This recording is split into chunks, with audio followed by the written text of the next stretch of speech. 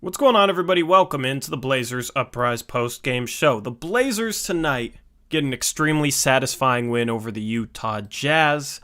They win by a score of 105-98.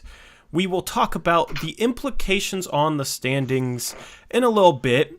I figured you guys might want the live Lakers-Rockets score. Obviously, this is an extremely relevant game for the Blazers, so that is on the bottom of the screen for you all. The Blazers clinch a playoff spot, a top 6 seed, if the Lakers lose this game to the Houston Rockets. So this game is extremely relevant, and we'll keep the ticker down there for you guys. Go Rockets! Yeah, rooting for the Rockets, of course.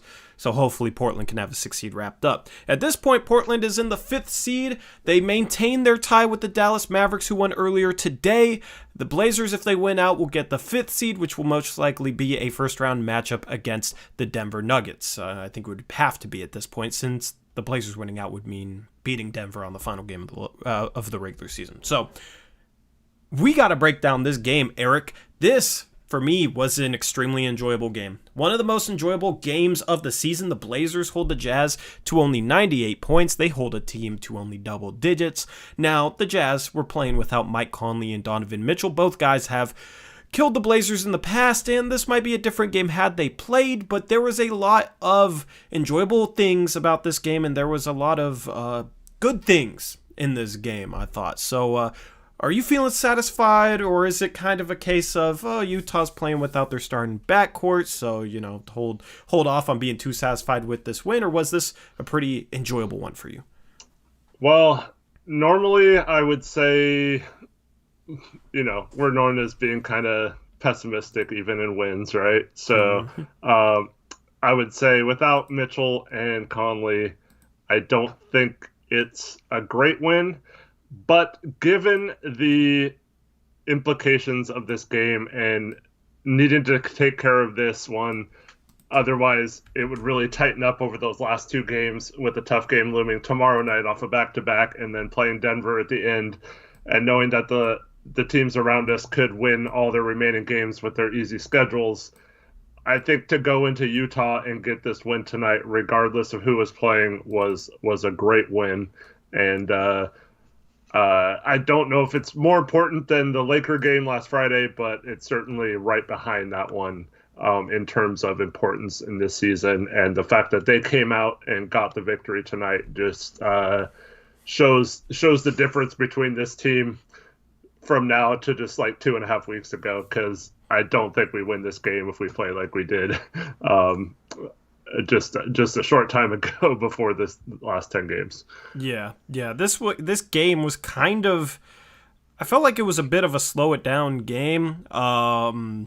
So that might be part of the reason why the score is low, but the Blazers do end up holding the Utah Jazz to 12 for 40 from 3. Now, I thought Utah got a lot of open threes, but it was the right shooters, I felt like, oftentimes.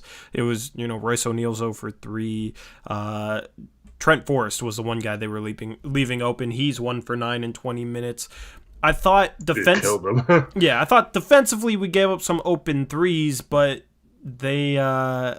I thought our pick and roll defense was pretty solid in this one. I thought Nurkic controlled this game defensively.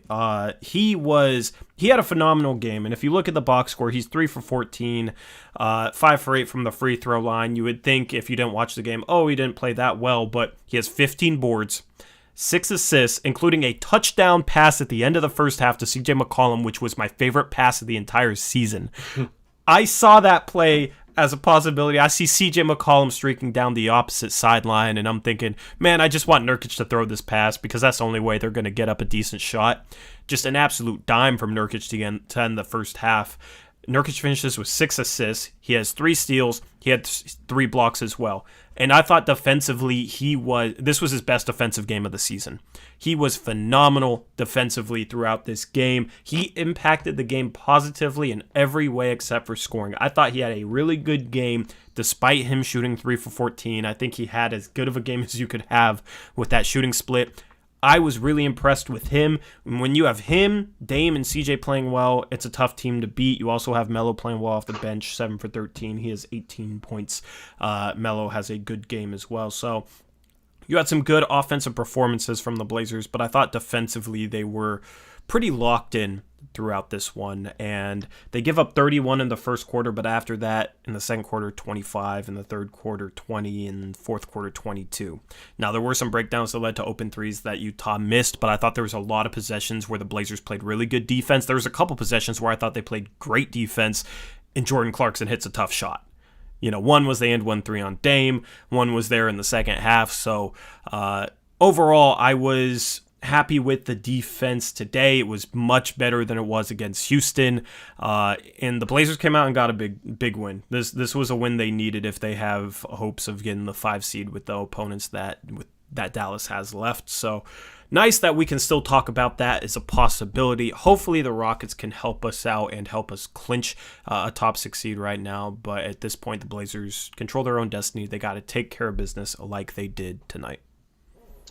Yeah, and the best part about it for me was several of the good defensive possessions. It was with Cantor and Melo in the game. And normally, you're not saying that. But there was one where Clarkson hit that turnaround baseline floater over Powell. And earlier in that possession, Dame was, I think, on Ingles, and he fought through 3 straight picks and got through them without Cantor having to switch. And I thought that kind of set the tone for that series. Our guards were getting through those picks, and that was a huge thing to stop their pick and roll and not get Cantor switched onto a mismatch. And then Norm plays great defense, and Clarkson just happens to hit that shot, and that's going to happen. Like, you can live with that all day if you're Portland. But the fact that they were blowing up the pick and roll is something that they do not do in most cases. And Cantor even had him and Norm trapped Clarkson on the sideline once. And Norm, he gave up his dribble, and Cantor immediately ran back and got back to his man. And I believe they got a stop on that possession. But those kind of things we've been begging for all year. And it's not... I see all these things on Twitter, people saying like, oh, see, look what happens when you have injuries and people healthy and all this stuff. But like, how do you explain that those possessions with Dame, Melo, and Cantor on the floor together and none of our injured guys in the game at those times? So like, it's just a case of, I think this team is just flat out wanting to play and win these games, and they're showing the urgency that they've been talking about all season. They're just finally showing it on the court and showing that they want to be better on that end. Yeah, I never, ever want to hear somebody say that Cantor can't trap or hedge and that he has to be dropped. Okay? Yeah. I never want to hear that again. Ever. I don't know how much I can emphasize that. I've been saying it all year, that Cantor has as much of a hope trapping and hedging as he does being dropped. We saw in the first half, Utah was having some success offensively against our second unit because Cantor's being dropped off the screen. Ingles gets a wide open 3 off a handoff because Cantor is nowhere to be found because he's running drop and the guy guarding Ingles gets caught on the screen. Next possession, the guy guarding the ball handler goes over the screen. So the ball handler was Joe Ingles again, gets downhill, and Cantor essentially has Gobert and Joe Ingles running straight at him in a 1v2 situation. Cantor's not going to succeed there. Gobert got a layup. Like, how is that setting up Cantor for more success than having him run up and hedge? In the second half, after begging the entire first half to stop dropping Cantor, we come out, I think we dropped him a couple times, and then we start hedging him. And he does it textbook. He does it as well as I think you could possibly do it. And I just don't understand why people think he can't do it. We saw against Sacramento, like earlier in the year, before we had Nurkic back, Cantor trapped or hedged 5 straight possessions and did it effectively, and we pulled away late. That's why the argument of, injuries, I wasn't buying it when Cantor was starting. Because, yes, Nurkic coming back obviously makes our defense much, much better. But there was no excuse to just drop Cantor 100% of the time when he was our starting center when Nurkic was hurt. And I was saying that the whole time. Look at this game. Cantor was far more effective trapping the pick and roll and hedging the pick and roll. Now, maybe it was because Utah wasn't prepared because they were expecting us to drop, but that goes entirely into my argument of that's why you switch up defenses so offenses don't know what you're running. Exactly. Now, they got open threes kind of behind that, but it was like Trent Forrest 3 times in the second half, I think, got an open 3 when Cantor trapped and played up on the pick and roll, and that was because Melo wasn't even guarding him. They were just letting him shoot. Now, you don't want to give up open 3s behind that, but if open 3s are given up behind that, it's not Cantor's fault. You got to rotate properly behind that. So that's the thing. That's why I wish we ran it more all season so we could be better at the finer details like rotating behind that. But if you got a guy like a Trent Forrest who's not really a shooter, you can live, taking away the point of attack and live with a mediocre shooter shooting 3s if they're not hitting. I would much rather have that instead of like an elite playmaker, a superstar, just get whatever he wants against the pick and roll. So I like pressuring the pick and roll. I'm okay with dropping against certain players, but just switch it up. There's no reason we should 100% run drop scheme, even with Cantor in the game, them in the game. And he proved that today. And my thing with Cantor is, okay, it's the same thing with Whiteside last year. It's like, I'm sick of being told he can't do this because, like, he's not even showing it on the court. So, like, if he traps and pressures all game and we just get torched every time he does it, then you have it on film and you could say, hey, look, it's not working out. Maybe they should try something different, right? But the fact is we just keep dropping him, and then occasionally he'll have a night like tonight where there's a couple of plays where he'll trap and he looks perfect doing it. And then you wonder why you don't do it more often. Maybe we'd be in a better position seeding-wise right now without having to rely on winning tough games and stuff, but that's another story. And like, I don't know. I just wish we'd let him fail before just saying he can't do it. Like, give him a chance to at least try to do it before you just write it off as as an impossibility. And like people are saying, Brad Stevens didn't play him last year, so like how good could he be if a good coach like that? But those are the same people now saying like, well, how do you explain Brad Stevens not being a good coach this year then, and that kind of stuff. So like, I just wish they just let him do his thing. Let Whiteside show that he can't handle it, and then if he does, then you have to adjust and do something differently possibly. But I always think no matter what your defensive personnel is, if it's bad, you need to be more aggressive. If it's good, you probably still should be aggressive. So like, I don't like the conservative defense. I don't think it works in today's NBA game. And I think in this stretch, we played a lot more aggressive these last 10 games. And it's absolutely showing on the defensive end that we are capable of being a decent defensive team, a good enough defensive team with our offense combined to win a lot of games and possibly make a run in the playoffs. Yeah. So that's the encouraging part of this game. Maybe Stoss finally realizes, I don't have to drop Enes Kanter all the time. Now, Nurkic, he dropped Nurkic a points this game. Nurkic looked better when he was playing up on screens. I mean, to your point, in today's NBA, you can't just give these elite you can't give like elite guards, elite perimeter players space to do whatever they want. Dame himself says he loves playing against drop schemes. So that's been one of my biggest critiques. If we go into a playoff series against, I don't know, maybe the Suns or the Clippers, we're going to have to be able to trap, hedge, and rotate behind that. So the rotations weren't really there, but part of me feels like that was by design. Like, let Trent Forrest shoot, let Royce O'Neal shoot, let Mie Oni shoot. You know what I mean? So it wasn't necessarily like encouraging from a rotation standpoint, but it was just encouraging that you got Cantor up there playing on the point of attack screen-wise and looking much better than when he drops. And then Nurkic, when he did, was doing a phenomenal job, I thought. And then when guys drove at him, even when he ran drop scheme, I thought just overall he had a phenomenal defensive game. So that's really important because going into the playoffs, the Blazers are going to have to be able to do that. That is one of the biggest keys for the Blazers having a successful defense in the playoffs, is they have to be able to defend at the point of attack running drop scheme, you're not even, one guy gets screened and the other guy isn't even there at the point of attack. So you're not defending the point of attack whatsoever. That's why I can't stand it. So it was encouraging in that regard. I'm hopeful that going into the playoffs, they play more aggressive defense. Even if Cantor's in the game, they do bring him up on screens, because if they do so, sure, the rotations might break down. They might get open threes on the backside. But if you don't do it, you're guaranteeing them to be able to walk into open threes off the pick and roll whenever they want.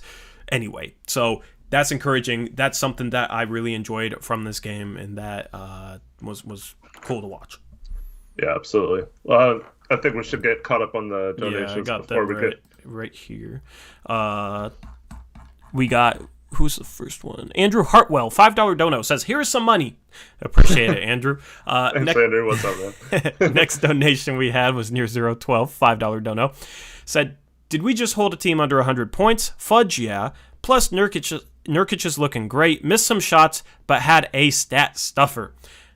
That's why I say Peak Nurkic is an all-star caliber player. Peak Nurkic goes 9 for 14 in this game and has like 20 points. 21 points, along with his 15 boards and 6 assists and 3 steals and 3 blocks. He just couldn't finish. The thing is, he's had some games where he's finished well. He's just inconsistent at this point. So he almost ended Gobert's career with that poster he almost put him on. My goodness, he almost just I love the aggression there. He was inspired by Dame putting Gobert on a poster in years prior. But yeah, that's how he needs to go up. He was just, it wasn't even like he was missing by much. He's just missing inside. So hopefully he's able to finish a little bit better. Gobert will kind of get in your head like that. That's why, like, Gobert is the defensive player of the year, bar none, this year. He is the best defensive player in the league. He is severely underrated, in my opinion, because he is just such a phenomenal defender. So, matchup is very difficult for Nurkic offensively. If he goes up against an Ibaka in the playoffs or a Jokic, those guys aren't anywhere near the defender that Gobert is, even though Ibaka is a good defender. I think Nurkic will be able to get comfortable and finish better than he showed tonight. But everything else is why I love Nurkic so much, because he's just an all-around good player. He doesn't have to score in order to be effective. And in the past, we've had guys that are good defenders but don't bring much else at all. Or we have guys that can score but don't bring good defense. And that's why I love Nurkic, because he's a good defender but can bring, like, he's a really good rebounder for a center. He can pass. So he can defend, but he can also do other things, and it's not just scoring.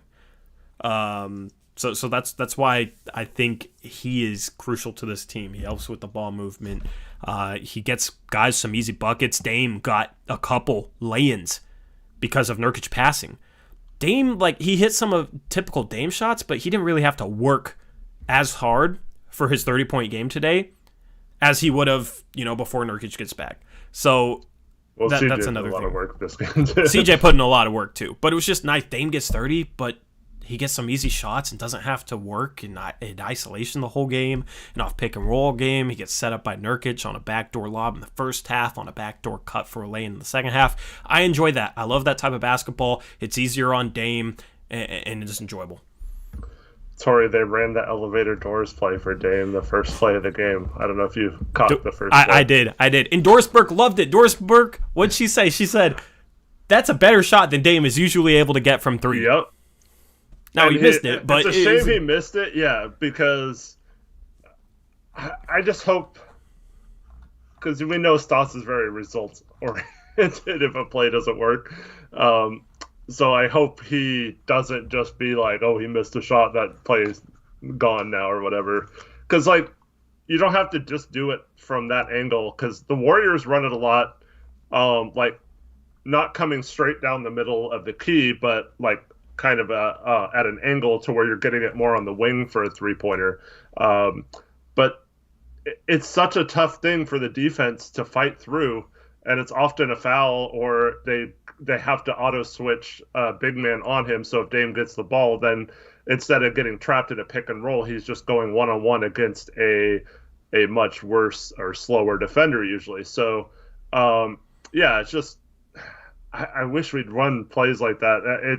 It doesn't even have to be the elevator doors. So for those that don't know, there's a play that Golden State kind of made famous where they have two screeners, and so Dame will run in between them, and then they just kind of step in and close the elevator doors. That's why it's called elevator doors. And then the defender can't like run through them, or so they have to like switch or do whatever. And it's such a beautiful play when it works. But even just curling off one screen would work for Dame, in my opinion. So I love that they went to that play to try and get Dame an easy shot right off the bat, first play of the game. I just struggle with the fact that we basically resorted to ISO most of the game after that, outside of like the plays we went through Nurk. But I mean, we get the job done tonight. But like I feel like we have to do more set plays, and especially if we play the Clippers, more offense like that, more sets, more designed plays to have options and get guys open shots. I think will do wonders for this team in a matchup like that. I like that set too, because it can kind of create confusion for the defense. You got two screeners and one guy running out. Sometimes you'll have multiple guys run out the shooter, and then one of the screeners will be open going towards the hoop. You're able to play off of it, even if you don't get the three. So I like that instead of, say we go up against the Clippers in the playoffs. I like that better than just ISOing Dame against Kawhi Leonard or Paul George or Pat Beverly. You know what I mean? I feel like Dame's going to be able to get a cleaner look from three, but then also it's a little easier to play off that than if he's attacking a set defense. So I like that we came out with that. I would like more actions like that. So that was one of the sets that I enjoyed. Like I said, there was a lot of things from this game where it was like, yes, more of that, more of that, more of that. And that set's one of them. And Dame didn't really ISO a whole lot in the first half. He had some ISO possessions in the second half, but he had it going. You know what I mean? And it's like, if Dame has it going, I'm cool with ISOing him. Yeah. I'm 100% cool with ISOing. When CJ has it going, I'm 100% cool with ISOing him if he has the hot hand. And CJ had the hot hand today. CJ had a couple stretches in this game where he kind of took over a little bit, especially in the first half. So in that situation, I'm cool running isolation. I'm not 100% against isolation. It's just when we're not able to get quality shots out of isolation, say CJ and Dame are struggling to score out of isolation, we need to be able to quickly run something to make things a little bit easier on them, to maybe get them a little bit more space, and hopefully that'll lead to them getting going offensively. And I feel like that's kind of where we've suffered in prior years in the playoffs. So yeah, it's enjoyable to watch them cook in isolation, and they were cooking today in isolation, so I don't have any complaints about it. We just have to be ready to adapt if it's not going, if isolation basketball isn't working, and if the pick and roll isn't working. We just got to be able to adapt. Mm-hmm. Shout out Little $10 dono, says first time commenting with Nurk playing this good on D, plus Dame, CJ, Melo, or Powell playing how they have these last few games, we have a chance of making a deep playoff run. And I'm much more, I wouldn't say I'm optimistic yet, but I'm much more optimistic than I was, 9 games ago, just because of how well individual players are playing right now. Appreciate it. Lil should comment more, but appreciate the dono. What's up, little? Thanks for commenting. Little. I still want to see it like against a healthy elite team, and we should get that chance tomorrow against the Phoenix Suns. The pessimistic side of me wants to say we win this game by 7, and Donovan Mitchell and Mike Conley don't play, and they normally kill us. If they play, are we losing this game? Good chance. You know what I mean? But still, I don't want to take away from this win, and there was a lot of good things the Blazers did in this game, so I'm not kind of harping on that or focusing on that. It's just, when was the last time we beat a top 10 team who wasn't missing an all-star? I think it's been like 3 months.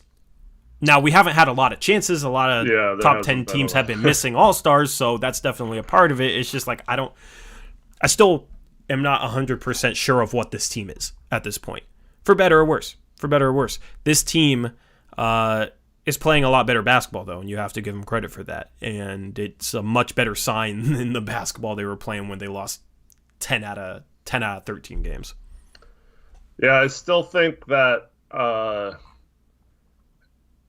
especially if we play the Clippers, I think we need I don't think we can win playing ISO ball. I think we need just a way to pass the ball, a way to get guys moving, cutting towards the basket more often. It's been encouraging that we've seen a little bit of that over this last 10 games, and obviously the assist numbers have been better. I don't know how many assists we had tonight. It couldn't have been a ton outside of Nurk. Let me pull Maybe it up I'm here. wrong on that one. I know Melo had a nice pass to Dame. Am I gonna beat you to it? We had 17 assists today. We only had 5 turnovers though. Yeah, and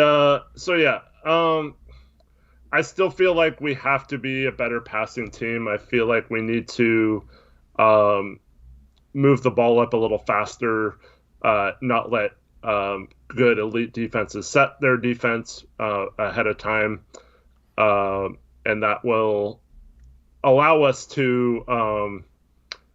I don't know. It's just I feel like we're okay at times in the half court, especially in the playoffs, based on having ISO scorers, but I just don't want to have to rely on that for a full 48 minutes. So get out and run a little bit, run some plays, get some easy buckets, and I think that'll go a long way then when you do have to ISO for large stretches of the game to making those shots a little easier because the defense is a little worried about you pushing the ball or getting backdoored on a cut and having Nurkic find that guard and they have to overplay that.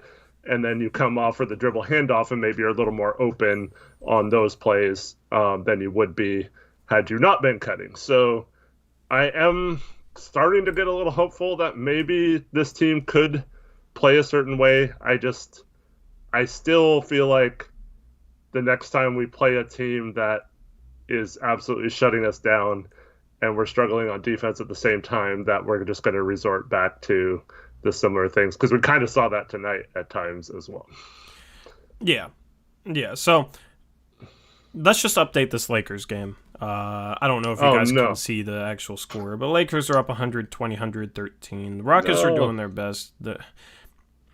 I mean, at this point, we got to win one game to outpace them. I want the Rockets to win, just make it easier on us, but I mean, we should win one of these next 2 games if we're really playing that well. You know what I mean? So, but to RIP Blazers saying the Rockets are tanking, they are locked into the worst record, I believe. So It does not matter if they win or lose. Plus, the bottom 3 seeds all have the same chance of getting the first seed, or the first pick. So it does not matter at this point if they tank or not. Gonzaga legend Kelly Olynyk is giving his best effort. Did he get injured in this game? Because he's only played 21. Oh, he has 4 fouls.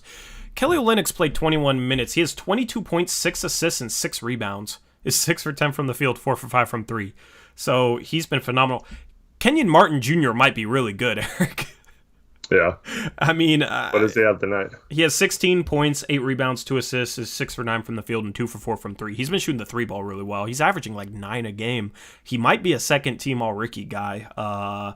He was barely drafted last year, and just another guy to add to this rookie class that has kind of surprised people. Everybody said it was bad. It doesn't look bad so far this season. Cam Oliver, 17 points in 23 minutes. Told you he deserved a chance in the NBA. I wish we should have signed him instead of we signed Tim Quarterman at a training camp instead of Cam Oliver. Shout out to everybody who pays enough attention to remember when Cam Oliver was a training camp participant for us. Armani Brooks has 24. That's another guy who's been playing really well. So you got some guys stepping up. They just can't play a lick of defense. Drummond has 20 and 10. Horton Tucker has 22 points, 10 assists. Harrell has 16, Kuzma has 16, Alfonso McKinney has 10.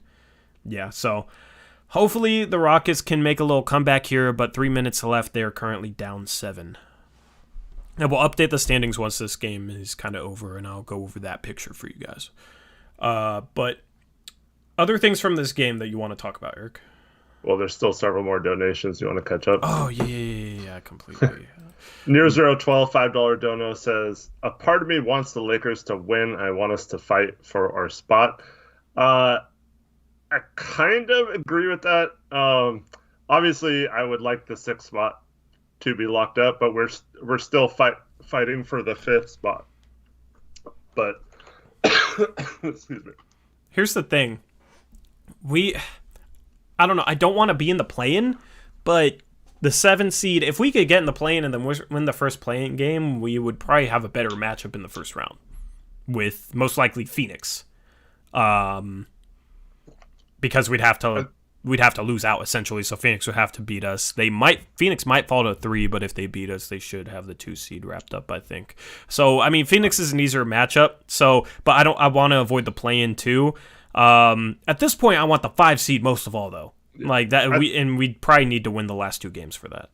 I think that's Near Zero's point, is that if we lock up not having to play in the play-in game tonight, then maybe we like ease up just a little bit subconsciously, and then we don't try as hard these last 2 games and possibly blow our chance to that. Whereas if we absolutely still have to win those 2 games because the Lakers keep winning, maybe we have a little bit more intensity and we're still locked in like we have been these last 10 games. So I'm hoping, I just want them to show up tomorrow night. I was telling people, Reese can back this up. I felt like if we won tonight, we'd have a decent chance of going 3-0 in this stretch. And I felt like if we lost tonight, we'd probably go 0-3 and most likely be in that play-in game. But I feel really confident now moving forward that they're not going to have that let up. But I know it's probably kind of foolish of me, but I just feel really confident that they're going to keep their foot on the gas through the end of the season to get that 5th seed.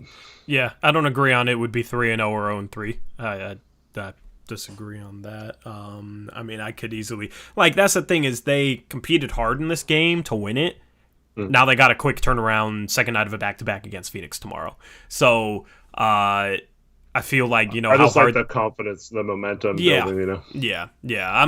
It's like how hard they played pretty hard in this game. I thought they needed to, but it could cause some fatigue tomorrow, second night of back-to-back with a Phoenix team that you got to play hard against as well. So, but I mean, hopefully they can get the job done. Phoenix is an interesting situation, is kind of in the 2 seed, but now they could maybe jump up to 1 now that we beat Utah, so they're probably going to give it their best effort tomorrow.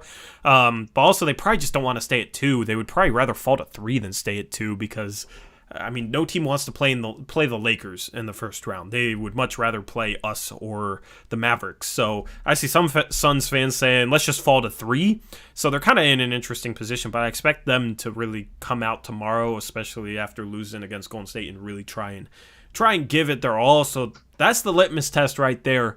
2 guards that have exploited drop scheme this year with Chris Paul and Devin Booker. Can we play good defense on them? Can we be competitive in that game on a second night of a back-to-back? I mean, if they win that game, then that'll be the most optimistic sign. That'll be probably their best win of the season, other than the Lakers at the start of the season. So, good, quick turnaround tomorrow.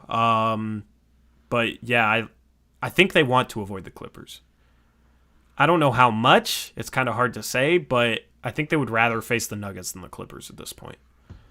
But, I mean, only they know how much they want to avoid them.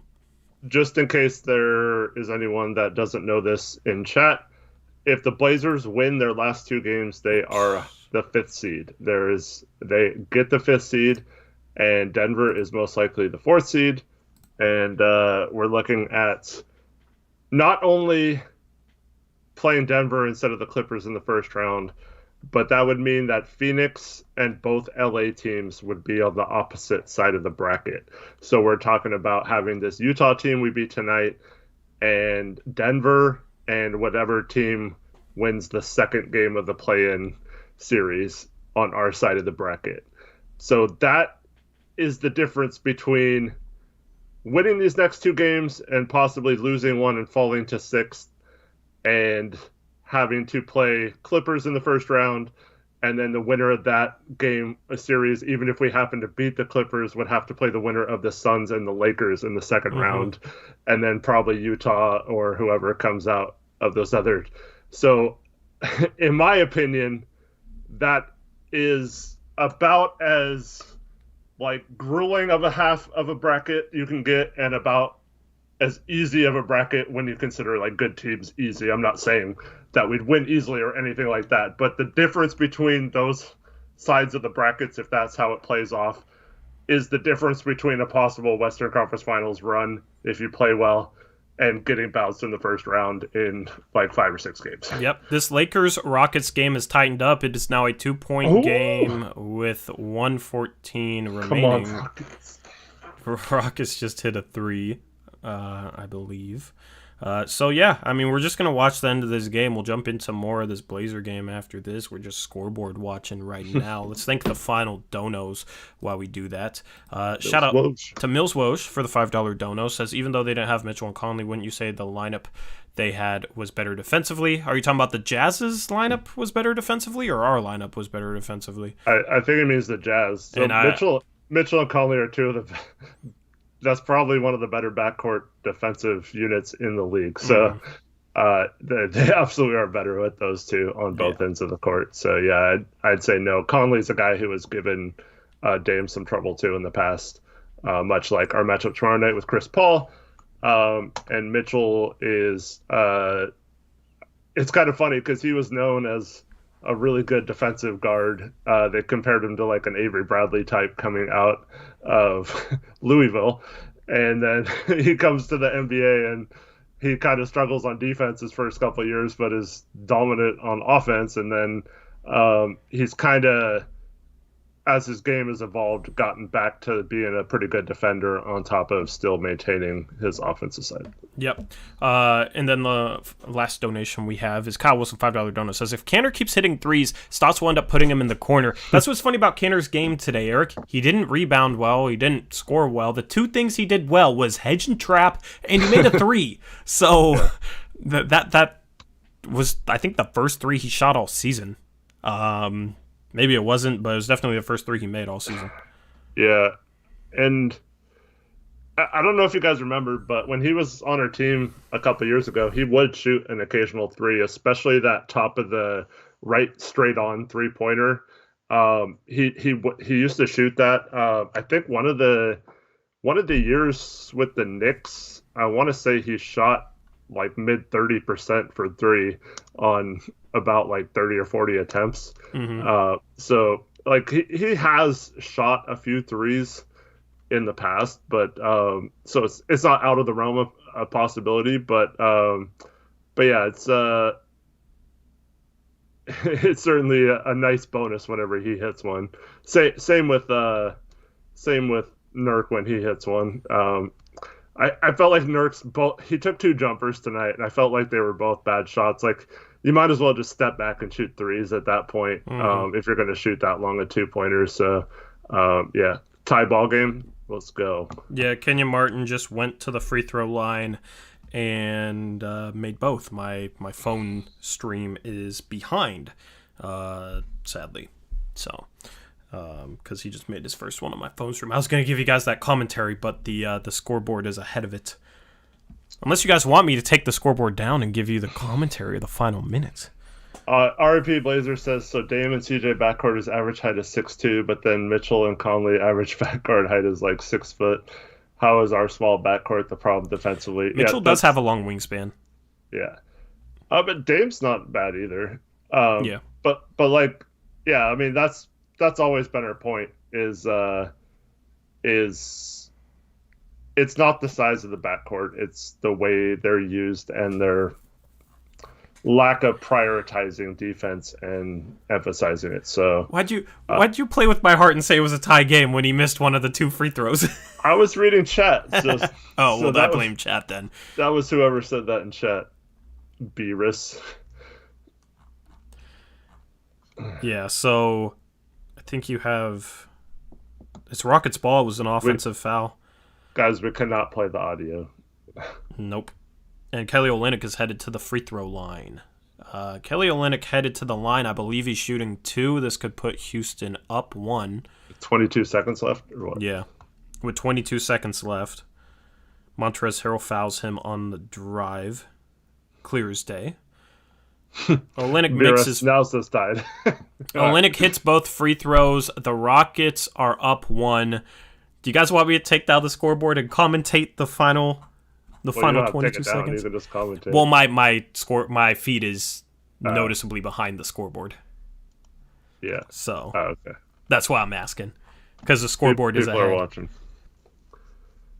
Andrew, About they're all saying celebrate. yes. They want me to. They want me to Zach said no. commentate. Well, all right. Here you guys go. It's a timeout. On the floor, Lakers down 1 with 22.9 left. This should advance the ball. Should I do my best Jordan Kent impersonation, or should I put my own flair on it? If you say paint it, if the Lakers score, I'm going to punch you in the face next time I see you. I'll duck that. Easy. You could Easy say paint duck. it. If the Rockets win, or make a basket, All right, you can all say right. paint it. But if the Lakers score and you say paint it, you are getting decked. I'm getting. Oh my goodness. The thing is that I have to commentate this like a radio game, not a TV game, because obviously you guys can't see it. Near 012 $5 dono says do better than Jordan Kent. LOL. I'll try, man. I'll try. Mom says to be nice. Be nice. Sorry, Mom. Nah. Honestly, Eric should punch me in the face if I say paint it after Lakers 3. But I appreciate your mom looking out for me.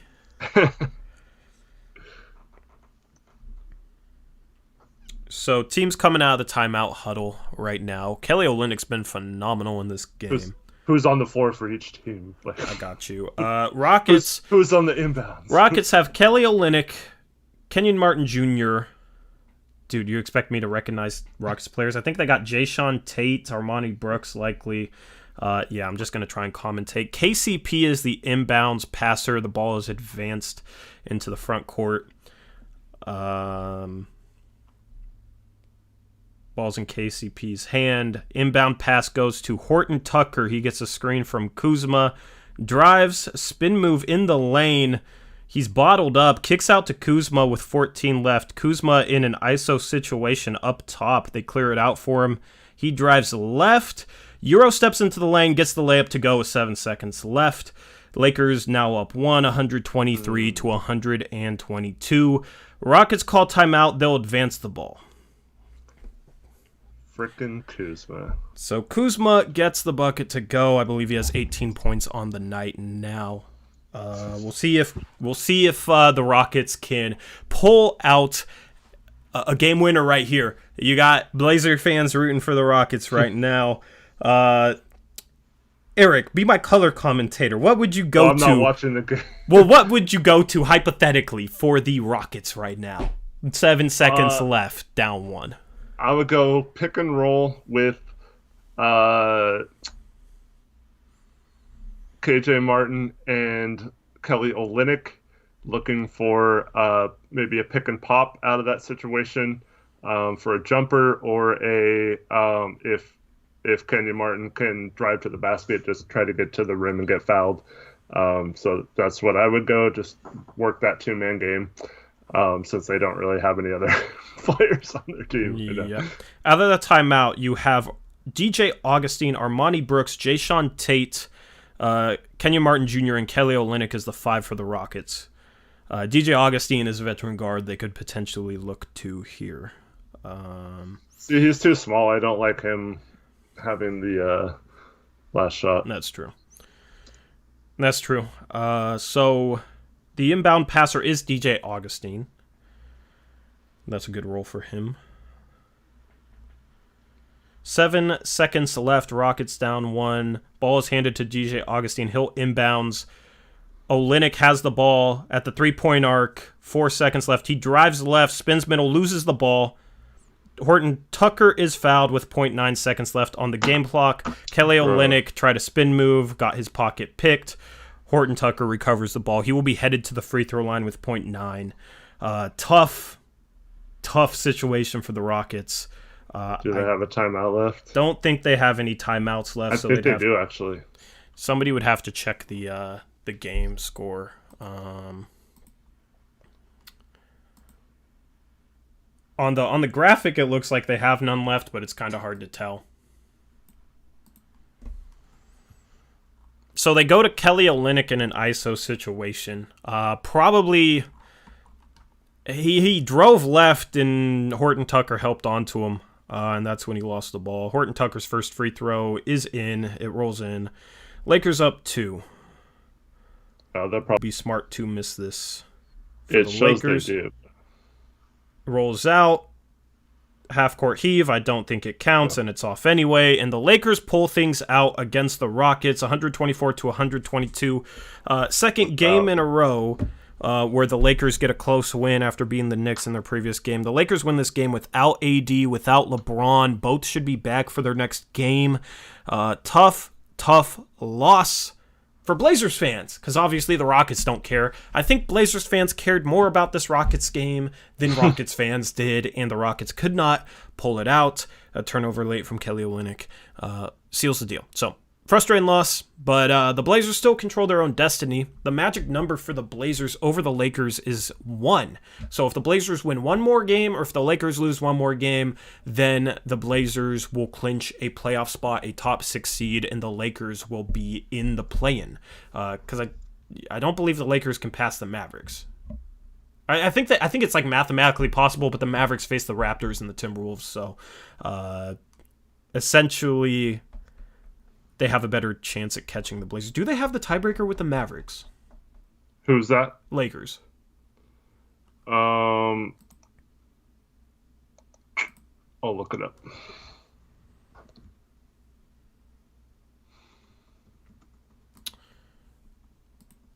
Once playoffstatus.com updates, I will give you the updated seeding odds, which I've been doing throughout this playoff run.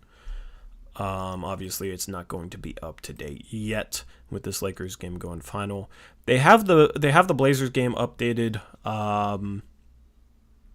so I'll give you guys that once they have the Lakers game updated. Hopefully, I did a good enough job painting the action on the court without saying paint it. Dallas has the tiebreaker. That's why if Lakers would have lost, they would have clinched having to play in the play-in. So if the Lakers lose one more game or the Mavs and Blazers win one more game, the Lakers are in the play-in. So they essentially have to win out, and they have to get... The Lakers have to win out, and they need one of Dallas or Portland to lose out in order to not be in the play-in. Yeah, if either of us wins one more, they are in the play-in. Yep. Yeah, so they need to win out and have one of us lose out in order to avoid the play-in. So, man, they're making this a battle, though. Gopal says we're ignoring the 3-way tie. Nope, 3-way tie. We have the tiebreaker over the Lakers, and in that scenario, Dallas would get the 5th, we would get the 6th, and the Lakers would be the 7th based on us beating them last Friday. Yeah, you're thinking about what the tiebreaker situation was in a 3-way tie before we had that Lakers game. That's why that Lakers game was so huge. It decided the tiebreaker, not only in head-to-head, but it also puts us above the Lakers in a 3-way tie. Because essentially, Dallas wins out and then becomes a 2-way tiebreaker is essentially how that works. And if we win out and Dallas wins out, the Lakers can't tie us, so we'd get the 5th seed. Yes. If we go 1-1 and Dallas goes 1-1, the Lakers still can't tie us. Mm-hmm. Like I said, they need to win out and they need one of us to lose out. So the Mavericks, I don't think are going to do it. They have the Raptors and the Timberwolves left on their schedule. So I don't expect the Mavericks to lose both those games. Right now, their best hope is we lose against the Suns and the Nuggets, which is more possible. But the Nuggets might not be playing for anything on the last night of the regular season. Eric, how mad will you be if the Rockets, are resting guys, last day of the regular season, and we could win and get the 5 seed, and we rest our guys and lose and get the 6 seed and get the Clippers? And Aaron Gordon has 60 points because he's the only player playing for them. Yeah, and then everybody's saying, oh, we should have traded for Aaron Gordon even though we're playing Ellaby and Blevins. Yeah, the thing is, if we rested guys, it wouldn't be a situation like it was against Sacramento last night of the regular season back in 2019 because we still had some talented players. We still had Zach Collins play a little bit. Gary Trent Jr. played the whole game. Jake Layman, I think, played the whole game. Anthony Simons played the whole game. He had 37. Anthony Simons was capable back then of putting up 37 points, right? Keljin Blevins is not going to put up 37 points. I would be shocked if he put up 7 points. Okay, CJ Ellaby is not going to put up 37 points. You know what I mean? We have no hope if we rest guys last night of the regular season. That Sacramento game, we had hope because we still had some guys that hadn't really played but were actually talented, like offensively. Skal Labissiere.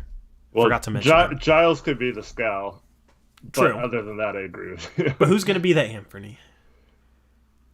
I'm telling you though, what if Blevins just has just is feeling it like Dame and just hits every shot, hits every three? I mean, then I will eat my words, man. Then I'll give Blevins the respect he deserves. I think Anthony has to play though, because who's going to play point? True. So Anthony could be Anthony. You're right. Yeah. Yeah. No, CJ Ella. Wait, you'd have CJ Ellaby, Blevins, TJ Leaf, Harry Giles, and we'd have Giles and Leaf Euro stepping all over the Nuggets for a victory. I mean, that'd be the dream, bro. Giles drops 40. I mean, just that better not be the situation where we give away the 5 seed on purpose or something like that.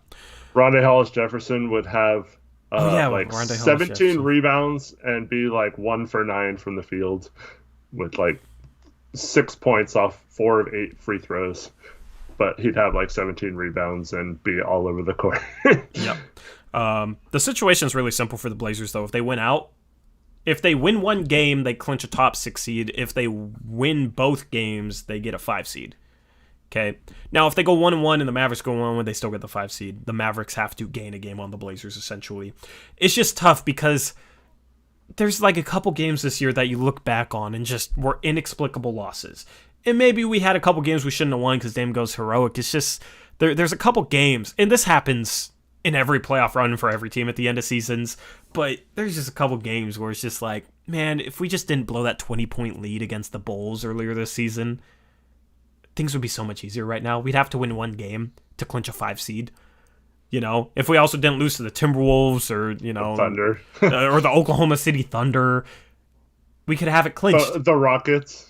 Yeah, we could have it clinched right now. Yeah, we lost to the Rockets, we lost to the Thunder, and that's kind of the case for every team. It's just frustrating looking back on those games, and obviously it gets canceled out when Dame hits 2 threes in the final 10 seconds. But we shouldn't have been down in that game against the Bulls anyway. That wasn't even a good Bulls team. So definitely every team at this point of the season looks back at a couple of games and say, oh, if we just didn't completely screw up that situation, things would be a lot easier for us right now. But now you're in a situation where Portland, you control your own destiny, and that's the position you want to be in. You got 2 tough teams coming up, but well, if you remember back to the bubble, the Clippers sat people against us and we lost that game. Philly sat their whole team and we had to have a miracle win there. The Nets they didn't have Kyrie or KD or half their team, and we were a jump shot from Karis LeVert away from ending our season. So we were playing with fire. Even though we went 6-2 in the bubble, it was a struggle every single game we played in to win those. So yeah. Yep. Shout out Near012, another $5 donor says, let's go Blazers. They can't just coast the last 2 games. Now we get to see more good effort basketball from our team. Yeah, the Blazers are still playing to clinch that top 6 seed. The Lakers' final 2 teams, do you know who the final 2 games are for the Lakers? I don't, but Near012, I hope your theory is right about wanting them to win. Yeah, I will find that right now. I want to say it's really easy too, but it seems like every team in the playoff run, with us, has easy games left, and we have hard ones. No, I don't. I got you. It's Pacers and Pelicans. The Pelicans game is easy. The Pacers game isn't going to necessarily be easy unless they're missing players, because the Pacers are right now, they're on the cusp of being 8th or 9th. So they're trying to get 8th. So they have 2 chances to make the playoffs instead of just 1, because obviously 7 plays 8, and the 9 plays 10, and the loser of 9 and 10 is out. The loser of 7 and 8 plays the winner of 9 and 10 to get into the playoffs. So they definitely want to be 8th. I don't know what their injury situation. I don't know what their injury situation is, because they've had a lot of guys that have been banged up and hurt. But if they're healthy, that should be a tough test for the Lakers, especially LeBron just getting back, and he's barely played in a long time. And AD, is AD going to be back for that game? I'm assuming. I don't know. It's so weird. We heard on Tuesday that LeBron had a great day of practice on Sunday and Monday, and he is ready to go. And then all of a sudden, he doesn't play the next two games, which Yeah. is weird. And then, we hear AD's back. He's better than ever, and he's peaking at the right time. He's 100%, and then he sits out tonight. So, but like even the games he plays, AD drives me crazy because every game he gets hurt, and then it looks like he's going to be out for the season, and then like a second later he's like 100% fine. Against the Suns, he was holding his calf like the whole second half, and then like is running up the court holding his calf and then cuts to the basket and does this reverse and one dunk like 5 seconds later and is like going crazy, like all this stuff. So like, yeah, that guy, you never know. I think they took a calculated risk tonight and it almost backfired on them, but they had to assume that it was very unlikely they'd pass either of us for that 6th seed, so I think they just decided health was more important at this point. Yep. And there might be a case of them wanting to avoid the Clippers too, so that might have been it as well. Chat, I want you guys to answer the question in this donation. Blue Midget, $4 dono, says, would you rather face Clippers or go to the play-in? I want to see what your guys' opinions are in chat. Either play-in or Clippers. See, if we fell to the play-in, you'd have a Clippers-Lakers first round, which would be cool. Also, if we win that play-in game, we face the Suns, probably an easier matchup. But like, part of me is just like, okay, if we play the Clippers, then let's take, you know what I mean? Like, that's the team that gives us as many matchup problems as anyone. So if we can win that series, I'm confident. And then, like, Suns, Lakers 2-7, I feel like the Suns would have a chance at winning that series. And then that could be our second round matchup. I mean, part of me is just like, the only way we're going to actually have a chance to win a championship is if we change our style of play in the playoffs. And the Clippers, more than any other team, would force us to change our style of play for the better. So if we played them in, like, they've choked, they choked last year against the Nuggets. If the Nuggets can beat them last year, I think we have enough talent to maybe win the series if we play the right style of basketball. So if they force us to play the right style and then we're able to win because of that, then like we're reaching a new level than we've ever seen the team reach in the playoffs. And at that point, then it's, who knows? So part of me is just kind of like, if we play the Clippers, we play the Clippers. Let's avoid the play-in. But part of me is just like, oh my goodness, that would be a nightmare matchup. Play-in, we still would have a chance of losing both games and not make the playoffs at all. At that point, but here's the thing: if they can't win both those games, they aren't going to do anything in the playoffs anyway. Give me the lotto pick. I agree, but at the same time, I mean, we can sit here and talk about like Utah or Phoenix being a better matchup for them, but like, there's a chance they're not. I mean, Phoenix could, as long as this last couple of games is just them kind of letting up once they clinched a playoff spot for the first time in a while. Like, they're still a really good team, and it's not like we have like a much, much, much greater chance of beating a Phoenix if we go to the play-in game. So I'd rather just take my chances of getting 6th and hope that the Clippers just have the pressure of not choking like the Clippers franchise does every single time in the playoffs, and just hope that works out in our favor. Yeah. I mean, the thing is, we could potentially have some success isoing against the Suns. I don't see us having success isoing against the Clippers. Right. And the Clippers, I think, are better suited to trap.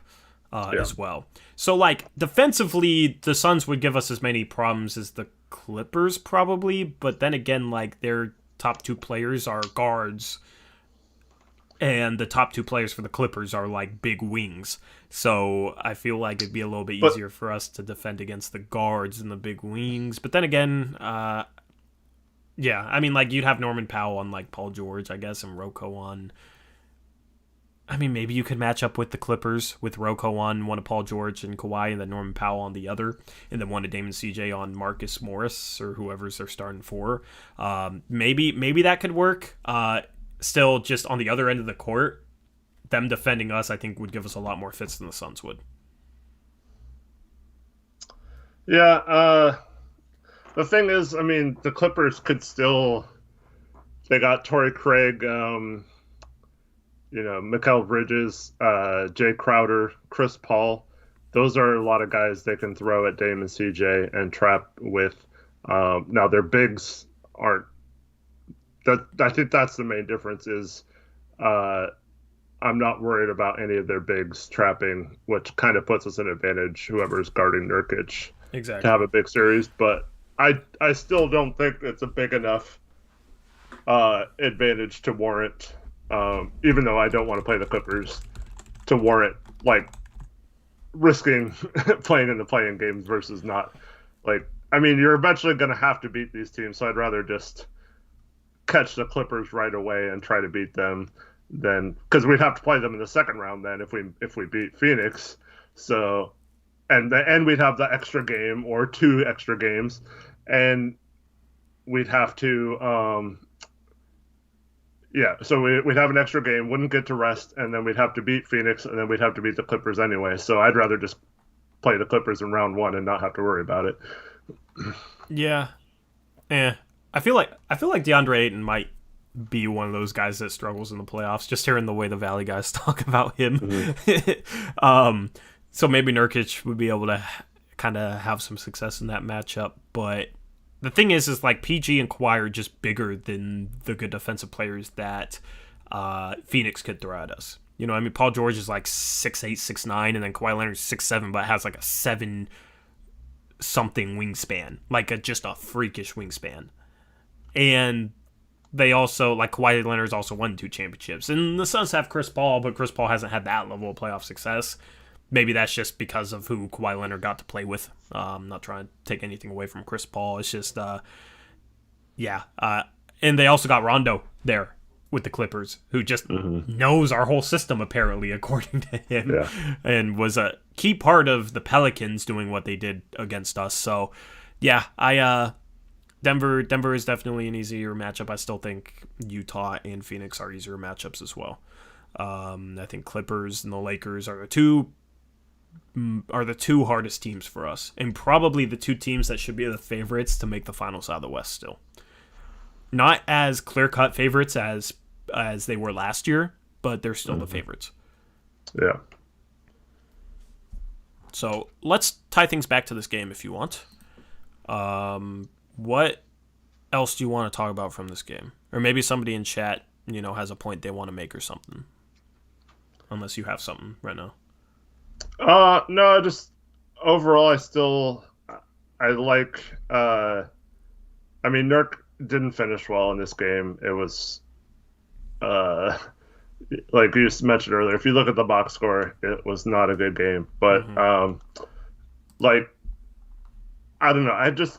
He did have some flip shots, but for the most part, he was trying to be aggressive and attack Gobert. Might not be the smartest strategy, but I like the mentality versus, kind of shying away from that, like he has been at times. And I think that's a good sign for him moving forward that he is looking to be aggressive. He's picking his spots to attack the basket. He's trying to dunk in a lot of those situations versus just lay it in. And he's been great passing the ball. I just think, he plays a ton of minutes tonight too. Like, that's a good sign as well. I think this guy's peaking at the right time, and it's that combined with Dame's kind of been playing really well the last couple weeks, but he hasn't exploded in any game. And I feel like it's going to come soon. And if he has that explosion in the playoffs and finally, I know he had that 50-point game 2 years ago, and I think he averaged 33 for that series or whatever. But if he goes on one of his hot stretches where he's hitting everything and it's in the playoffs, this is a case where he can erase a lot of those demons or the bad things people say about him in the playoffs. I really like that this team is peaking at the right time, whereas you're seeing a lot of these other teams maybe not being the case with them. Yeah. And then you also have a case where, like, Utah is going to have to, like, it might be a couple games before they get used to, like, Conley and Mitchell, who's been out a long time, back in the lineup. The Lakers, their main guys have missed a lot of the season, so they, I mean, they barely played with each other, like, with them all healthy and together. You see that with the Nets on the other side of the bracket.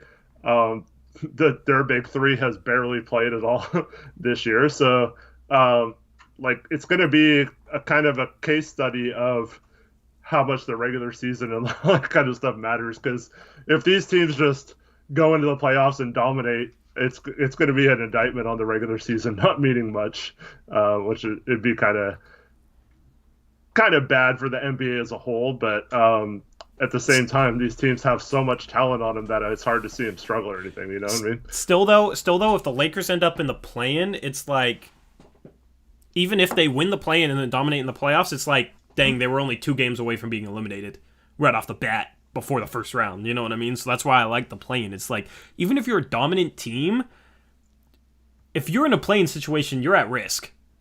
You're at risk for not being in the playoffs. Because all it takes is Steph Curry being on fire for one game. And then you go up against the Memphis Grizzlies. Like, yeah, the Lakers are far more talented, but the Memphis Grizzlies missed out on the playoffs last year. You're going to get such an inspired effort from the Grizzlies. If that's like, you know, the Lakers and the Grizzlies and the losers done and the winners in the playoffs, you're going to get such a great effort from them that I don't think it's like, if the Lakers are in the play-in, sure, they might go dominate, but still the regular season is made more important because of the play-in, because you basically have the Lakers on the brink from the get-go, if that makes sense. That's kind of how I feel about it. Yeah.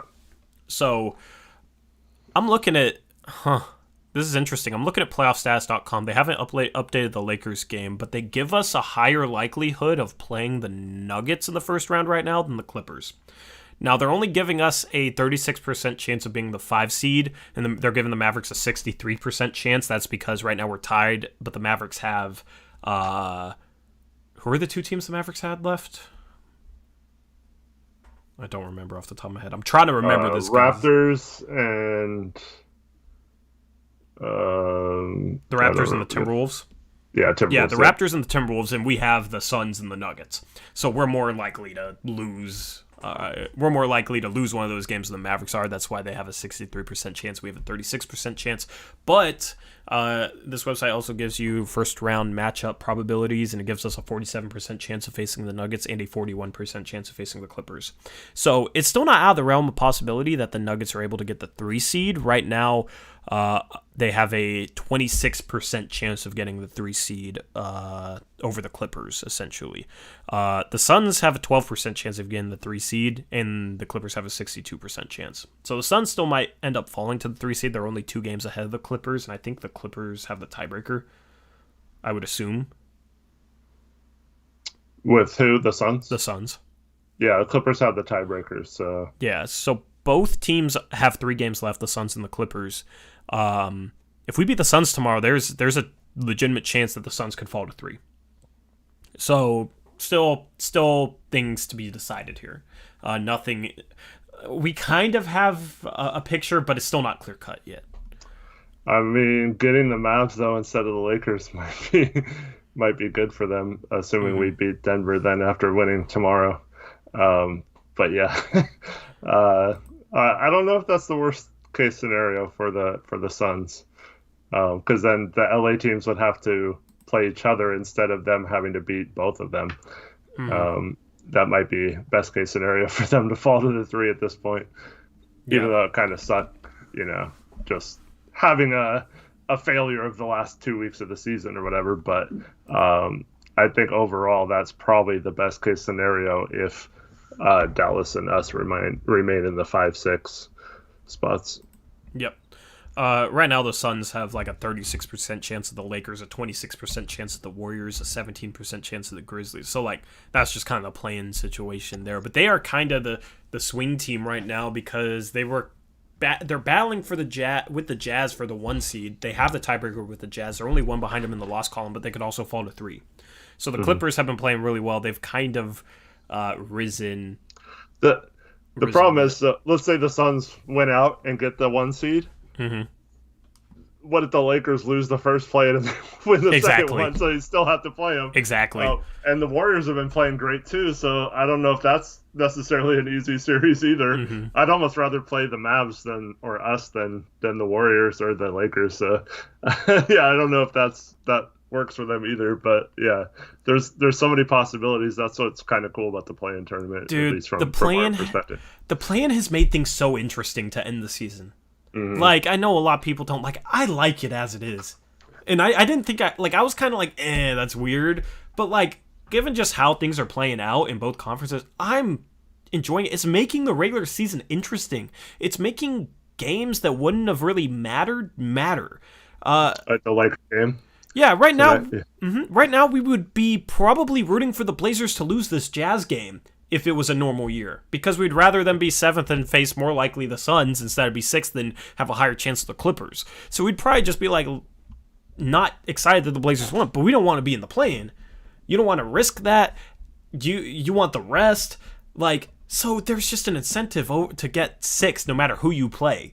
So that made this Jazz game a lot more intriguing and a lot more worthwhile for the Blazers, despite the Blazers kind of knowing, they're battling 5 through 7. So that's the thing is, it creates a lot more meaningful games. I agree with Eric Olson. I love the playoff tournament when my team is not in it. Man, unless I'm like the 9th or 10th seed, then it still gives you a chance, and that's kind of cool. But I still love it even if the Blazers end up being the 7th seed. Because here's the thing, the 7th seed rarely wins in the playoffs anyway, okay? Mm-hmm. So if you're the Blazers, it's like, if you can't beat the 8th seed and then the 9th or the 10th seed and you lose both games, it's just like, you're not going to beat the 2 seed if you can't beat the 8 seed once, or if you lose to the 8 seed, then you can't beat the 9 or the 10. You're not going to do anything against the 2 seed if you can't take care of mediocre teams. So that's the thing, it's like, if my team's in it, if I'm a Lakers fan, I'm just like, let's just get AD and LeBron healthy. We are far more talented than any team in the play-in. We should win that game and be fine. And then we still get a little bit of rest before the playoffs. You know what I mean? So I can't like hate on the concept if my team's in it just because I think it's a good concept. I mean, we're watching intently the worst team in the league play the Lakers, who did not have their 3 best players. And we were riveted by it because of the implications of being the play-in or not. And we would have maybe been rooting for the Lakers if there was no play-in. Yeah, it's possible. So that's the thing. Like, I like it. I just think that for the top 6 teams to get, after how grueling this end of the season has been, how many games there's been, how many back-to-backs they've had in the last couple months for all of these teams, how a lot of teams are dealing with injuries right now. I just think to have like 5 days off or 6 days off for some teams right now is just a huge advantage. And that's the one reason I don't want the Blazers to be in the play-in game, because after tomorrow, I believe we'd probably end up playing the 22nd if we were the 6th seed. That's when the playoffs start, right? The 22nd. Is it? Yeah, I think so. The games that aren't affected by the play-in start the 22nd, I think, and then the play-in games start the 23rd.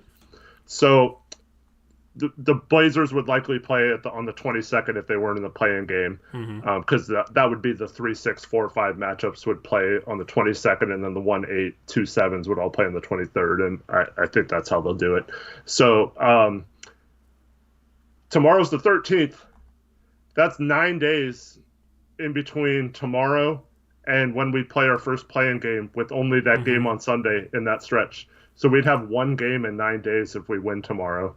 And here's also the thing with that is the Blazers might be able to clinch the 5 seed before that game. If they win against the Suns and then the Mavericks lose against the Raptors, we clinch the 5 seed.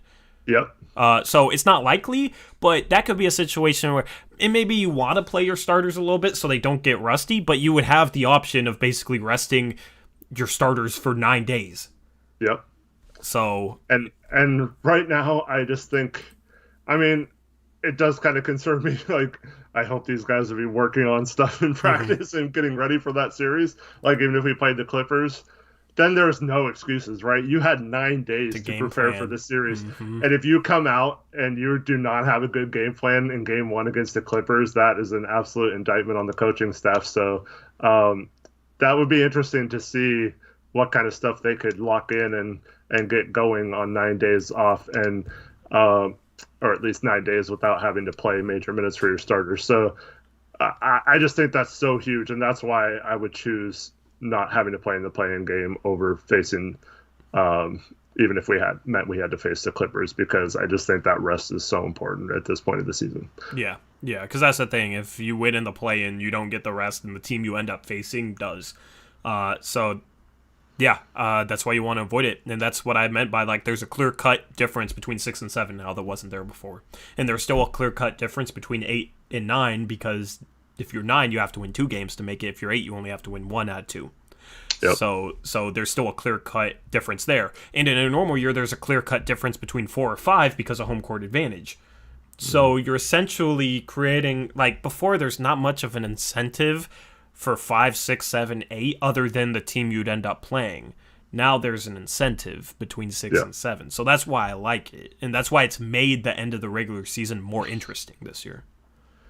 I just think it's probably not going to matter this year, but I kind of wish there was some sort of, like, restriction where, like, if the 10th place team is like 10 games behind or something like that, which could happen eventually. I was looking back through previous... They don't get a chance, but... I was looking back through previous years. There was only, like, one conference in, like, the past 5 years where there was a situation like that, and that was last year with the East.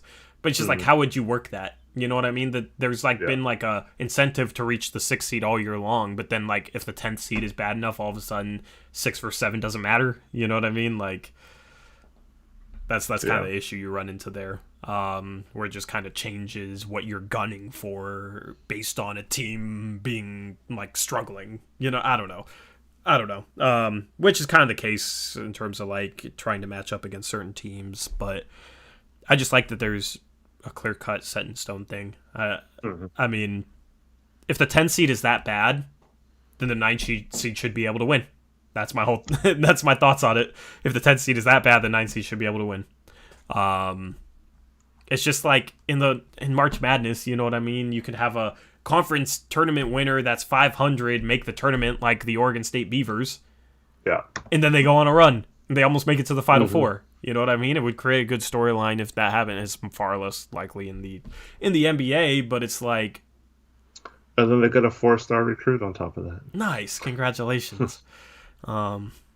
I think Jake has a good point that the play-in actually reduces the chance of that happening because those teams are still fighting for it. So you don't have as many teams tanking as would have before. So, yeah, that's a good point. Exactly. Yep. So, I don't think it's surprised that it's very bunched up right now. It's very bunched up. So, yeah. I don't know. Where do you want to segue off here? Coach Evan B says we have quite the game tomorrow. Yeah, so you got Blazers Suns tomorrow. 7 o'clock. How meaningful is that TNT game for you, Evan? Because I see some Sun fans be like, let's fall to the 3 seed. It's kind of a situation where if you guys win, you got a good chance at the 1 seed. Not a good chance, but you got a solid chance at the 1 seed. If you guys lose, you got a solid chance at the 3 seed. You guys are more likely 2 right now, but at least we bunched it up with the 1-2 race, and then if we beat you guys might fall to 3 and get the Mavericks if we beat you, more likely, I feel like. PlayoffStats.com says if we win tomorrow against the Jazz, we'll have a 71% chance of the 5 seed and a 29% chance of the 6 seed. If we lose tomorrow against the Suns, we'll have a 22% chance of the 5 seed, a 67% chance of the 6 seed, and an 11% chance of the 7 seed. Is there any... Do the Mavericks or the... I wonder if we're going to be standings watching tomorrow night. I don't think the Mavericks or the Lakers play. So we just got to focus on ourselves with that game. Shout out Martin Young, 10 Australian dollar dono, says, keep up the good work, lads. Remember when we used to have Kim Hughes as our big man coach? What do we need to do / what does Nurkic need to do to copy and paste Scanner's finishing and footwork? That Nurkic will never be as good with his footwork as Canner is. Like some of that is just kind of a feel for the game thing. It can be taught, but Canner just has a natural feel in that regard. And you can just kind of tell by watching him, I feel like. Nurkic, though, a lot of times he doesn't like get squared to the hoop. A lot of times he'll like bump a guy off and then his feet will be twisted and he'll have his left shoulder and he'll try and like rotate and push in the air. And I feel like it's hard to have touch on that because your shoulder is rotating forward. Whereas like if you're kind of flicking it with your wrist and you're not putting a bunch of power into it with like rotation, it would be a little easier to have touch. That's just a theory. I don't know. But they definitely need a big man coach to kind of work on Nurkic's footwork when finishing the ball. Because he'll have good footwork on like a spin move to set up a finish. And he'll have good footwork, if he's catching the ball on a short roll or whatnot. But when it comes to like shooting the ball, oftentimes he's like shooting shots where he's just not, his body is not in position to be able to like efficiently make the shot. So they need to work on that. Yeah, but at the same time, over the last few games, I feel like when he's going at a defender and he's going that wraparound scoop shot, I feel like that's been going in almost every time. Well, he's already square. He's already facing the basket, you know, and adjusting like that compared to like turning in the air, which he does a lot. Like when he's turning in the air, he's kind of like pushing the ball at the basket instead of having touch, like you said. So I agree with that. I almost wish those times when he was caught in the air just trying to dunk it like he did tonight and just like, even though you might not have the angle, just attack the rim and finger roller lay it in that way. But yeah, he does get a little off base sometimes. But when he does that spin move and he's on balance when he spins, like it's almost unstoppable once he gets his body in front of you and he uses his either the left hand if he's on that side or the right hand on the other side. Like he's pretty deadly with those. Yeah, a lot of times I wish he just he'll rush a shot before he's square, where I wish he would just step through with his right to get himself square and then finish high, like extend high and try and finish high. Sure, he might get blocked a little bit more, but I think overall he'll be more efficient because he'll make a lot more of the shots that don't end up getting blocked. A lot of times it just seems like he's kind of rushing lanes when he doesn't need to. Yeah. And one thing, though, is he is doing a much better job recently of getting his own rebounds and getting a lot of offensive rebounds. So when you mentioned Cantor, like Martin did, that is something that we saw one possession where I forgot, it was him and someone else, but they kept it was like 3 offensive rebounds on one possession, and then you kick it out to an open 3 at the end of it. So yeah, I do like that he's getting his own rebounds on some of his misses, knowing that he's rushing them. But I wish he would just take a few seconds to gather first and get square, like you said. Yep, Near 012 $5 donor says, I think Nurkic's footwork is great. I think Nurkic just tries to create highlight plays more than just scoring. Canner bangs Nurkic's finesse. I don't agree with that. A lot of times it seems like he's rushing lanes, and if he makes the lane, it's not going to be a highlight. You know what I mean? It's like he bumped Gobert off. You know, the play where, if you're watching the ESPN broadcast, they said Nurkic kind of bullied Gobert. Like, he bumps Gobert off, but then basically, if you guys are the hoop, he's like this, and then he's like flipping it up like that. That's not a highlight. It's like if he just steps through and finishes high and gets square enough and isn't rotating in the air, he has a lot better chance of finishing that. And it's still the same kind of shot. It's not, I don't know. I don't think he's trying to create a highlight. That's not even really Nurkic's game, I feel like. You know what I mean? I think he'd much rather make a pass, which tonight in the post, he was so worried about trying to score a few of those times. He had some cutters, like going right down the middle that had a step on their guys, and he could have done one of those little dump passes, behind your back, and it would have been a really nice highlight play. So I think looking at the film, he's going to realize that he could have had highlight plays that way, and I feel like he'd rather have a highlight pass than a lay-in anyway. Well, here's the thing. What really sucked about when he broke his leg is he was finally starting to score well out of the post. Mm-hmm. Like, if you remember that Golden State game, that winner, before he got hurt, like, he had a big and one against Kevin Durant, and he was just, like, scoring out of the post, and just, you threw him the ball down low, and he was getting you buckets. Like, that was kind of the spark that season that I felt like sparked him finishing well out of the post and just playing good offensive basketball as kind of a low post scorer and an interior scorer. And then he ends up breaking his leg in a game where he has like 32 points. A lot of plays where he finished inside. And that's the one thing that he hasn't consistently gotten back to. There's been games recently where I think he's finished well. He's had some efficient games recently. But it's just not consistent yet. And it was never really consistent, but he had a stretch there before he broke his leg where I thought he was finishing the ball really, really well and a really good low post score. So that's the thing. It's like he isn't at his ceiling, and he kind of got robbed of the chance to kind of approach his ceiling due to that injury, I think, because I think he was finally starting to figure that out. So that's like the one thing that I'm still waiting on improving, because his passing is back, looks great. I mean, the dude threw a full court 90-foot pass to CJ McCollum on the money. Dude looked like an NFL quarterback. Had a perfect lob to Dame, had another backdoor pass to Dame. Like, his passing is as good as it's ever been. His rebounding, he had 15 boards tonight. He's getting over 13 rebounds per 36 right now. Defensively, he looked like old Nurkic today. And that was the thing to start the season. He was kind of defensively. He's gotten back to old Nurkic defensively, I think. Like, he's been phenomenal the past few games.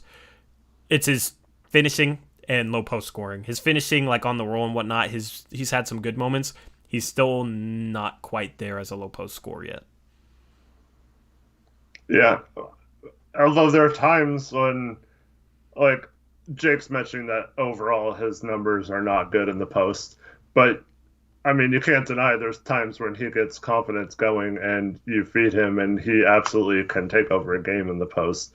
But yeah, I agree. It's not ideal, but like against Houston, there's no reason why we shouldn't have just posted him up a bunch, and those are the type of games he could have padded those numbers and made him look a lot closer to what they actually are, in my opinion. Mm-hmm.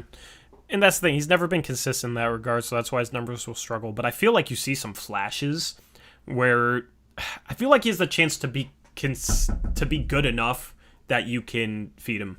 You know, he hasn't had like a full season where he's done it, but he's had some stretches where he has. You know, it just doesn't translate into like a full season where the numbers look good.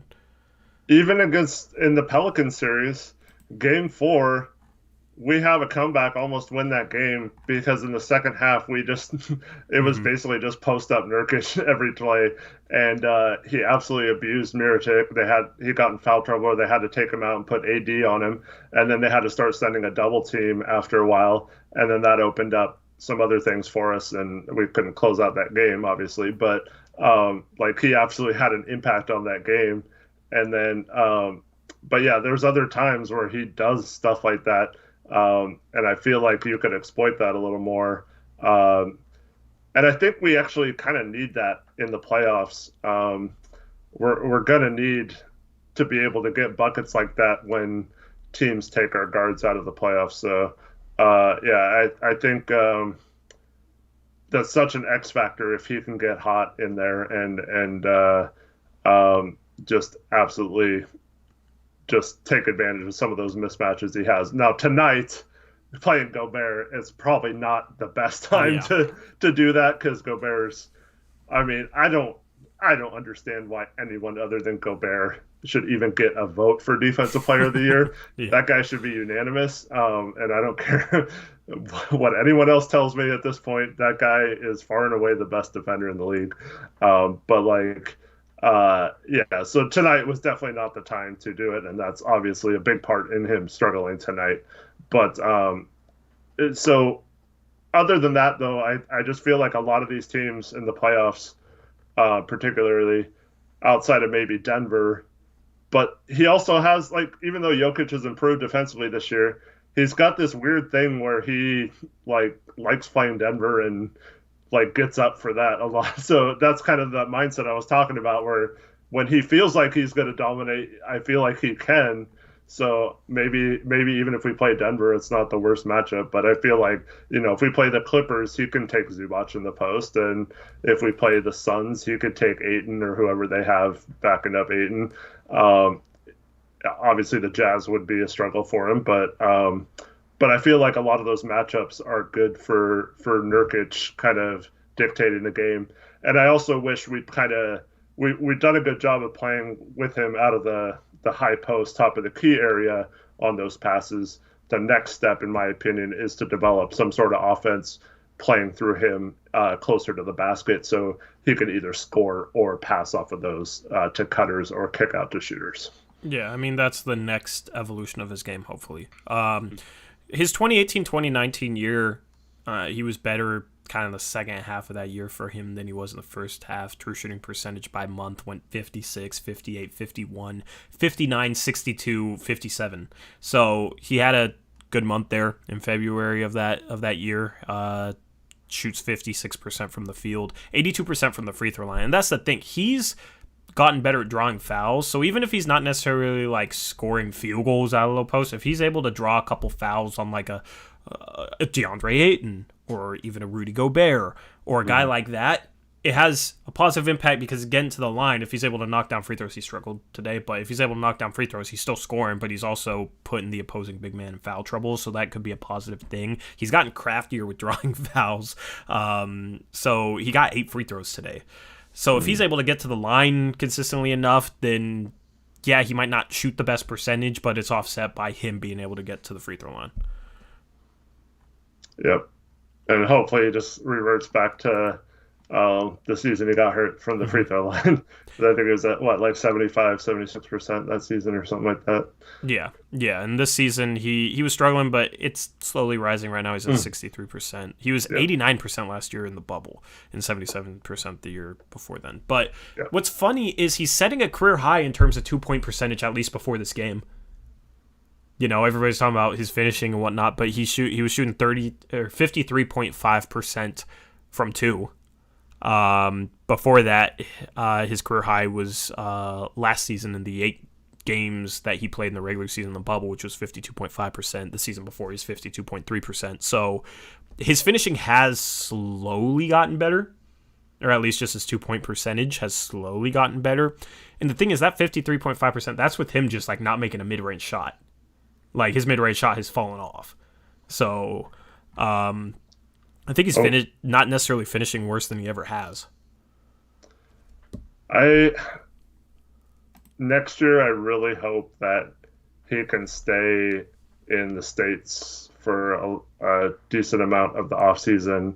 And since the offseason is going to be a little shorter than normal, not as short as last year, but he should be healthy enough to keep his conditioning this summer. So I really hope he comes into camp next year in good shape, and I think that'll go a long way to him dominating next year and improving on a lot of those numbers. Yep. Shout out play-by-play, $5 dono says, huge game tomorrow. I love how we're playing right now. I think tomorrow's the biggest test of the season. And I want to see Nurkic have a good game tomorrow. So as we're talking about him, Nurkic versus Ayton, I think, is the most interesting matchup. Sure, you got Chris Paul. You got 2 great backcourts, but Ayton is kind of a wild card for the Suns. At least that's what the Valley guys make it sound like, and I take their word for it. And Nurkic is obviously kind of the wild card, the X factor for us. So that center matchup is going to be interesting to watch tomorrow. Nurkic needs to win that center matchup. Nurkic needs to win that center matchup. Chiefin, I noticed your comments, dude. I've seen you. I was gonna say, please acknowledge Chiefin, so he stops. Yes, hi Chiefin. Yes, I know who you are, bro. Chiefin DM'd me last night, and I forgot to reply. So my bad, Chiefin. But I also didn't understand what he was asking. Chiefin, Tori's Hollywood on Twitter. He doesn't reply to anyone, so. Dude, that's completely false. I'm just. But. Like, if I don't respond, I bet you don't have take like it personally. 17 I get DMs you didn't respond. Yeah, I mean, I don't know. I don't respond to every DM. Apologies, but he asked me, "Can I please join, dude?" I don't know what he's talking about. So, yeah, I don't know if he's talking about a Discord or what. But yeah, I forgot to reply to you. Apologies. Just making sure Chiefin's good, man. Just making sure he's okay. Yeah, one thing. So I don't think it was as much last game, but the first game against Phoenix, I felt like we just let Ayton get a ton of dunks off the lobs in the pick and roll, and so I'm hoping that tomorrow we find a way to limit that. Because if you let those guards get downhill with Chris Paul and Devin Booker going at you, and you have Ayton standing there right by the rim, all they have to do is lob it up to him, and if you guard Ayton, then they just have a lay-in. So that's one thing that I'm looking to see tomorrow is how we defend those, and Nurk is a big part of that. How he adjusts to that if they're hitting Ayton a lot on those rolls to the basket and the alley-oop. So that'll be an interesting thing to watch.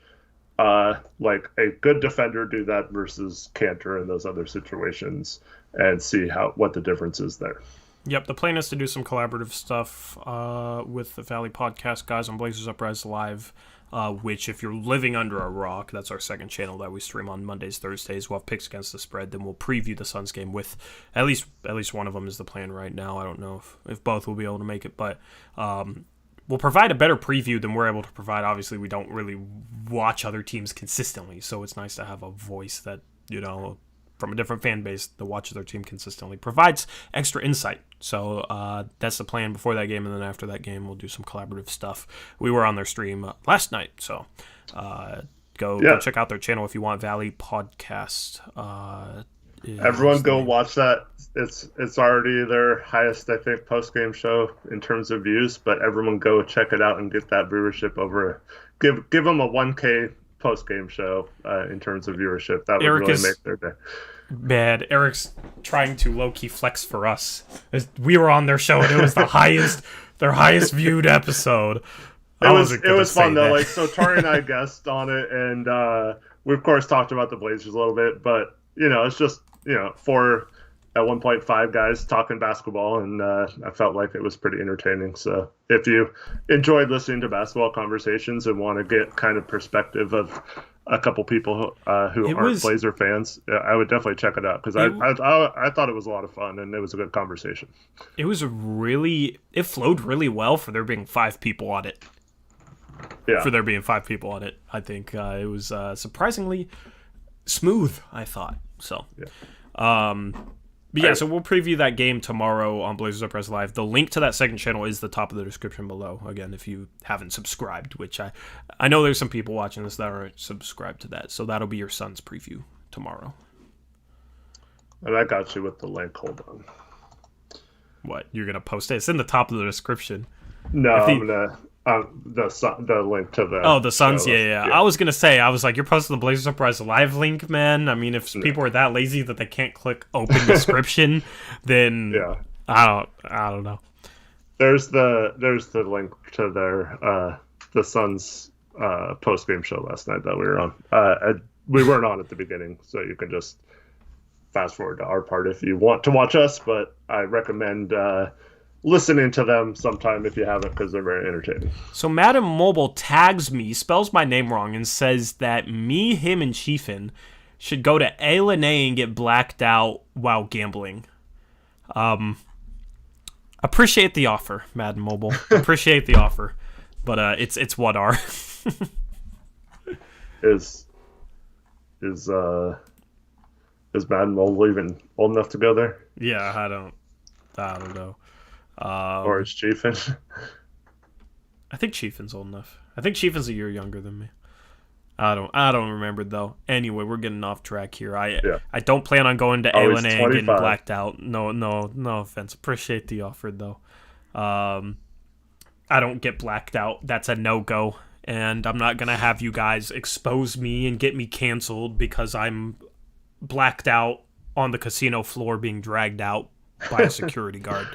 That's a no-go for me. Yeah. I'm tempted to I get LaMelo Scope vibes there. I was at ALNA last week, Madden Mobile. Shoot, man. Oh, you were? Yeah, I didn't gamble, but I drank, but I didn't get blacked out.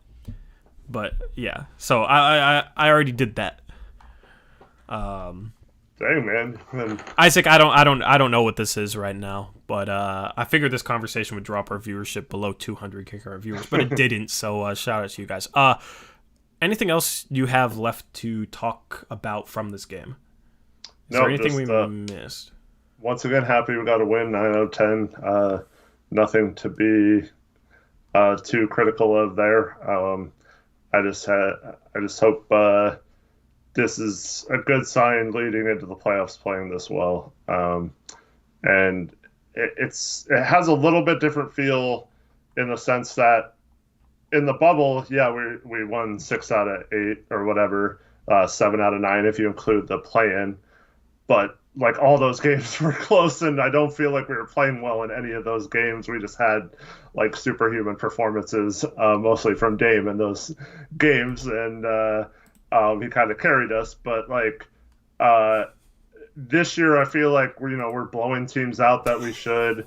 We gave a lot of points to Houston, but our offense was clicking at the same time, and I feel like we're in a good spot to continue this moving forward, and I'm glad we're kind of peaking at the right time, giving us a chance to win in the playoffs, even if we still feel like the coaching will not allow us to in the long run.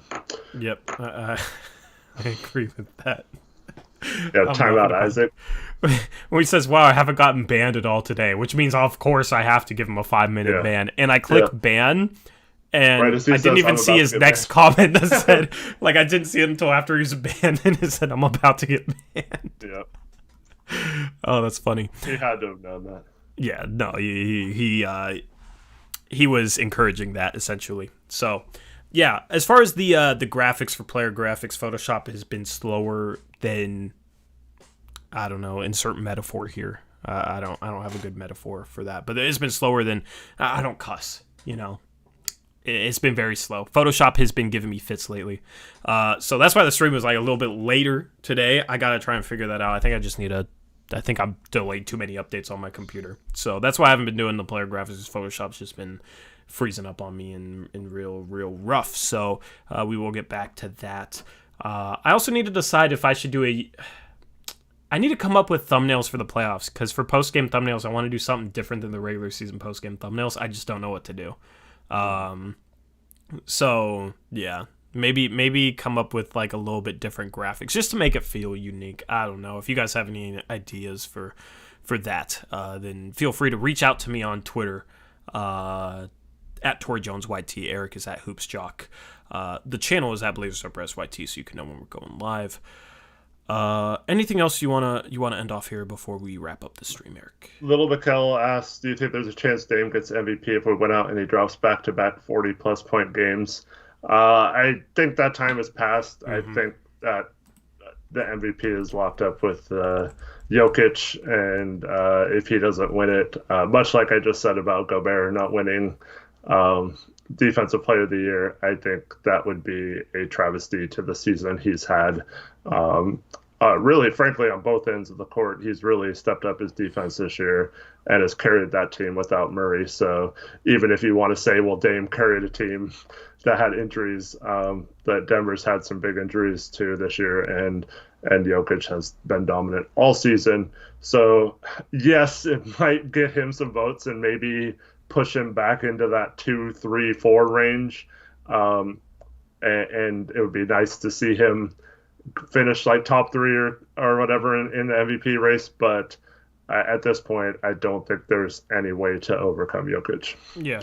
Jokic is averaging 27 points per game, 11 rebounds per game, 8.5 assists per game. So, yeah, the dude deserves it. And he's got that team playing great basketball with Jamal Murray hurt.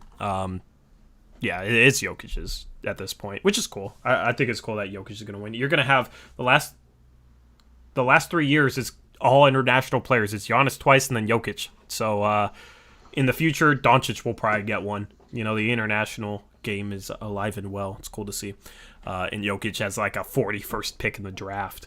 I think he'll be should be the first second round pick to ever win MVP. So that goes to show in the second round of the draft, you can still get some legitimate talent. The Nuggets get an MVP, basically, with their second round pick. That's the best. Is that? I would have to say that's the best sleeper pick in NBA history at this point. Would you agree with that? Yeah. Eric? I don't know any other ones off the top of my head that could compete. I'm sure there's some guys. I'm sure there's some guys like in the past that blew up as second round picks. I mean, there used to be like 5 to 7 rounds if you go back in the day. But yeah, I mean, I don't know. I think they have to win a championship maybe to do that. But individually, I guess, yeah, it's hard to argue. Yeah, I mean, the dude is phenomenal.